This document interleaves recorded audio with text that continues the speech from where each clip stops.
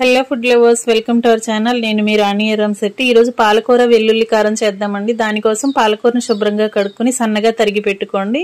Mixie jar తీసుకుని salt, కారము, జీలకర్ర, వెల్లుల్లి రెబ్బలు వేసుకుని కొంచెంగా పల్లీల పొడి వేసుకోండి. తెల్ల నువ్వులు వేసుకోండి.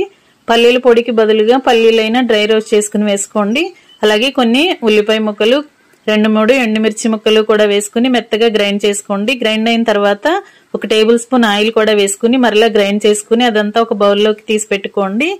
స్టవ్ ఆన్ చేసి కళాయి పెట్టుకుని కర్రీకి సరిపడా ఆయిల్ పోసుకుని ఆవాలు, జీలకర్ర, వెల్లుల్లి రెబ్బలు అలాగే కరివేపాకు వేసుకుని మెత్తగా గ్రైండ్ చేసుకున్న ఆనియన్ పేస్ట్ ని అదంతా కూడా వేసుకుని ఆయిల్ పైకి రిలీజ్ అయ్యేంత వరకు ఫ్రై చేసుకోండి. ఇప్పుడు కట్ చేసి పెట్టుకున్న పాలకూరను కూడా వేసుకుని బాగా మగ్గించుకోండి. మూత పెట్టుకుని మగ్గించుకున్నట్లయితే ఆకంతా కూడా బాగా మగ్గి కర్రీ అంతా చిక్కబడుతుందండి.